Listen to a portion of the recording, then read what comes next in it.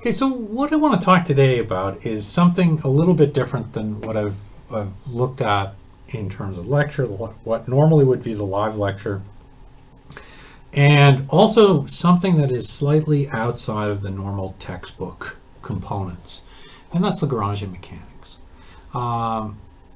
It's something that I think is useful to know, and I hope to have an example for you in a little while to sort of show you why it's useful.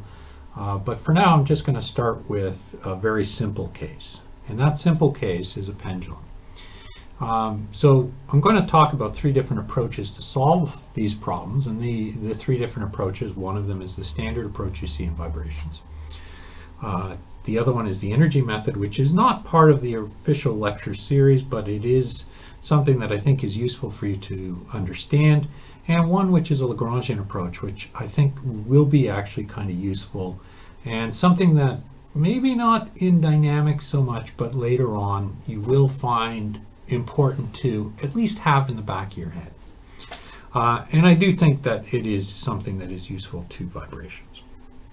So in terms of what I'm talking about right now, it's just simply a pendulum. A pendulum, again, you know this very well. There's a mass at the end of a string. The mass is attached to the string, and it's attached to a ceiling or a wall, and that pivot point is what I just drew in, and it's going to rotate about there. And I can define in there a theta, which is the distance from a vertical yellow dash line there, and s, which is the arc traversed by the mass, and that's that green dash line. So if I put in a coordinate system, nt, which is kind of the usual one for this, I have acceleration tangential in direction of motion, and acceleration normal pointing in towards the center of curvature. And if I draw the free body diagram for that, I will have tension, which is acting in towards the center of curvature, and weight, which is acting down, vertically downward, and so it's mg. So if I only look at the tangential direction, which is what I've done in other examples, I'll have sum of forces equals mass times acceleration tangential, or just the component mg sine theta of the force which is acting in the tangential direction. The other component's acting in the normal direction. And that equals mass times acceleration tangential. Acceleration tangential is just the second derivative with respect to time of the arc, the path, and so ds d2s dts d2 dt2, pardon me, it gets kind of complex there. The arc length is described by the radius times the angle displaced, and again small displacements, s equals L theta. So the acceleration tangential is L theta double dot. If I combine terms, I have ml theta double dot plus mg theta equals 0. And of course what I've done here is say, well, you know what, this term right here is very small theta, so sine theta for small theta is theta. And so ml theta double dot plus mg theta is equal to 0. So I'm just combining terms, bringing everything to one side and solving through. Canceling out the mass terms, I end up with the standard equation of motion, which I'm familiar with. Theta double dot plus g over L, theta equals 0. And I can use that, omega squared, for example, as g over L, and I'll solve through all of the terms the same way as I've done before. So this is the standard approach taken in lecture. If I want to know the tension in the cable, I can solve for it, but I got to use kinematic relationships to get it. So those kinematic relationships are sort of the acceleration and velocity equations that we wrote a long time ago at the beginning of the course. Later on I'm going to do a double pendulum, but for now this is a not so bad question. So this is pretty straightforward in terms of how you approach it, and the next two examples may not look better, but actually do help you understand, or at least introduce you to an idea I think is important. The next approach is an energy method, and basically it says that total kinetic energy plus total potential energy are going to equal a constant. And so in the case of a pendulum, that total kinetic energy And potential energy, total kinetic energy is thus the velocity of the mass. Total potential energy is the height of the mass with respect to some datum. And so I'm going to define my datum way up here. And so everything is with respect to that. My h to the mass then is going to be L cos theta, and I'll draw that in a moment. And the arc, again, traversed by this mass is S equals L theta. And if I take the velocity of it, it's L theta dot. So here's my distance down to the point of interest. And I can write that as T plus U is 1/2 ml squared theta dot squared plus minus mgl cos theta. Now, you're going to say, well, what happened? You said for sine theta, it's equal to theta. Now, is cos theta is really large. It's equal to 1, isn't it?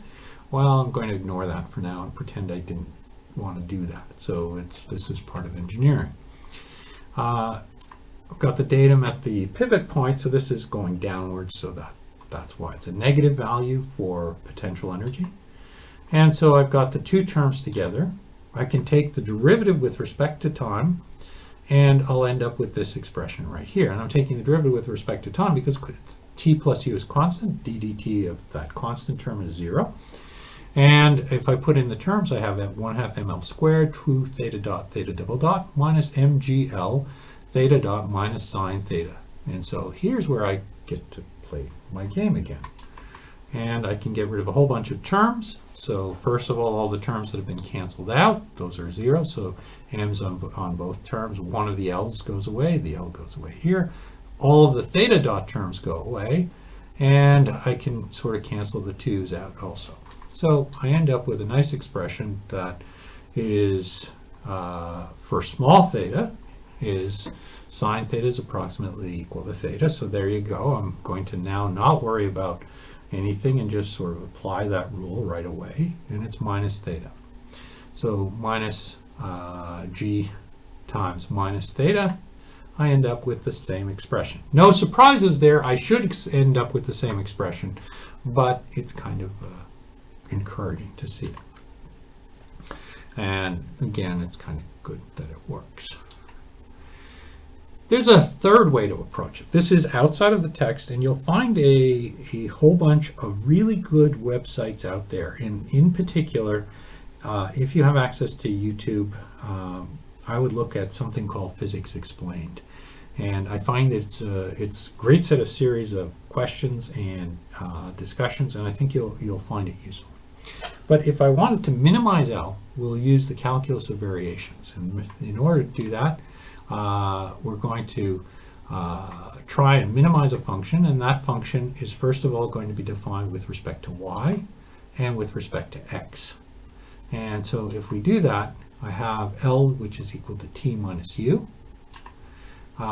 t, which is now equal to kinetic energy, 1/2 mv squared. But now I'm going to write it in terms of Cartesian coordinates, so that's a little bit easier here, 1/2 mx dot squared, y dot squared.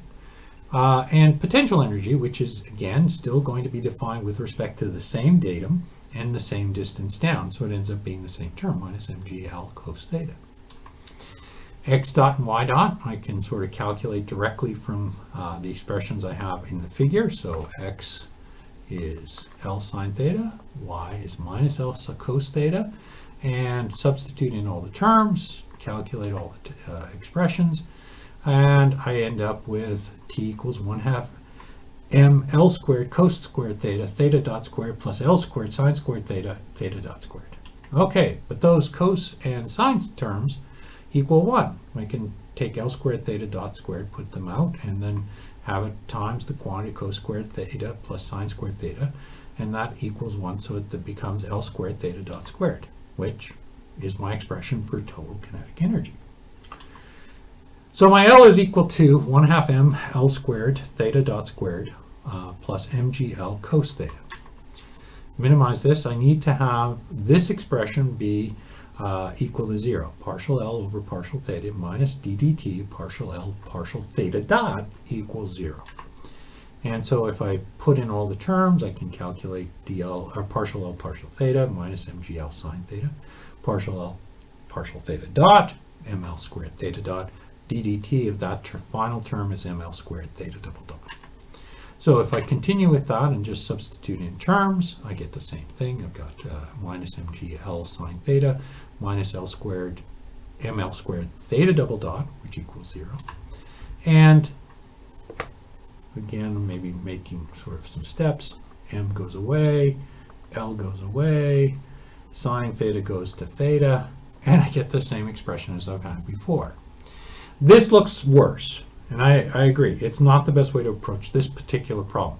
However, I get 3 approaches and I get the same result. No surprise. If I didn't, the problem would be egg on my face, not yours. However, on the other hand, this simple example is kind of useful to sort of understand the approach. It's not useful for much else, and I understand it. But Lagrangian approach may be interesting, especially later when I look at a double pendulum. And a double pendulum is just one where you're attached at one point, you have mass here, and then a second mass over here. And that becomes much, much more complex, and it's a really neat way to solve a difficult problem that I can't see any other way around. Thank you very much, and I look forward to talking to you about double pendulums.